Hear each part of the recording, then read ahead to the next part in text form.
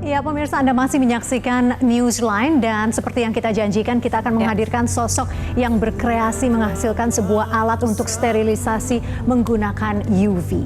Iya, nah imbauan di rumah saja ternyata juga tak membuat seorang pemuda di Minahasa berpangku tangan.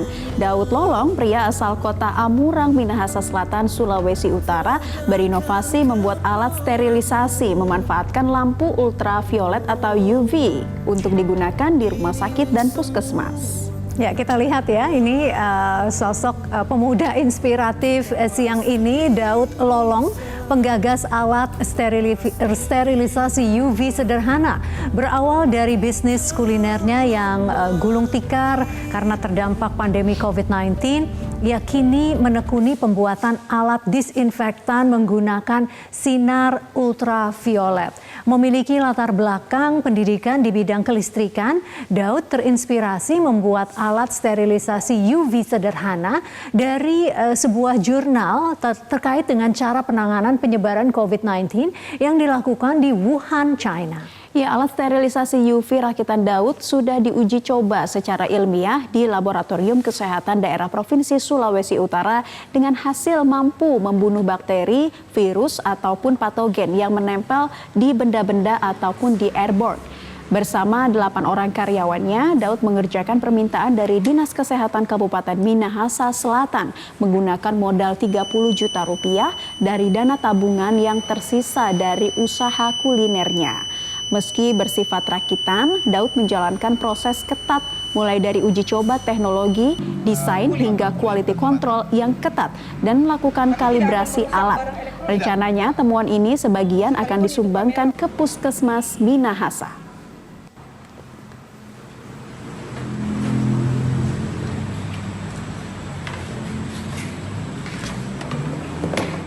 Dan langsung saja kita akan berkenalan dengan sosok inspiratif kali ini. Ada Daud Lolong yang terhubung bersama kami melalui Skype langsung dari Minahasa, Sulawesi Utara. Selamat siang, Mas Daud. Ya, selamat siang. Iya, Mas Daud, bisa diceritakan awalnya karena bisnis kuliner yang terdampak akibat pandemi COVID-19 ini harus tutup, kemudian melakukan inovasi membuat alat disinfektan dari sinar ultraviolet atau UV. Ini bisa diceritakan seperti apa? Ya, jadi pada awal menjadi menyebar dan menjadi pandemi, jadi usaha kuliner saya terdampak, sangat terdampak, karena kan ada aturan untuk stay at home dan social distancing. Dari itu saya selaku pengusaha di bidang kuliner harus berpikir keras bagaimana cara untuk bisa survive dan juga membantu pemerintah dalam penanggulangan penyebaran COVID-19 ini. Nah, kalau lihat alatnya tadi ya, itu seperti tube begitu. Nah, ini kira-kira nanti cara kerjanya seperti apa begitu? Beri kami gambaran, Mas Daud.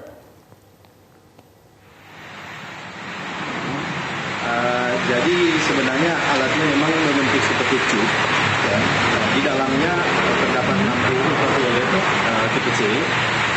Dan kemudian telah kami atur agar supaya paparan dari sinar ultraviolet bisa keluar untuk mengenai permukaan benda padat yang kita indikasikan curigai ada kontaminasi dengan virus di situ.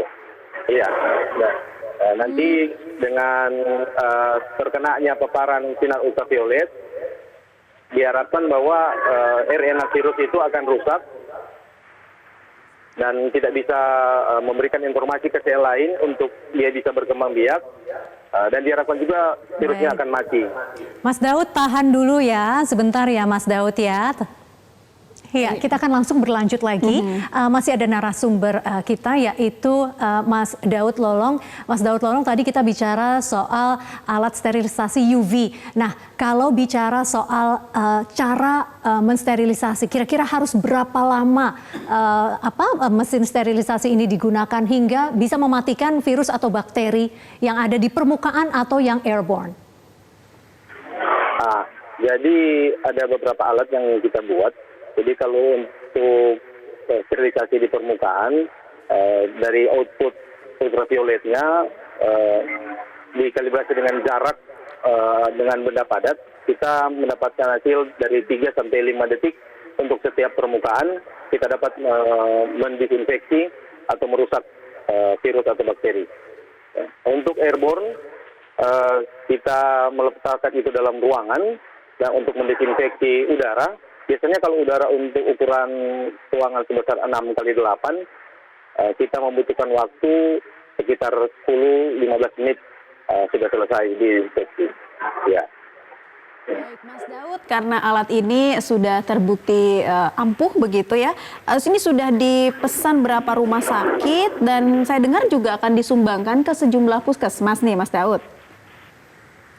Ya, kalau untuk rumah sakit memang belum ada pemesanan yang di rumah sakit. Tapi ada beberapa SKPD yang di Minahasa Selatan sudah memesan alat tersebut.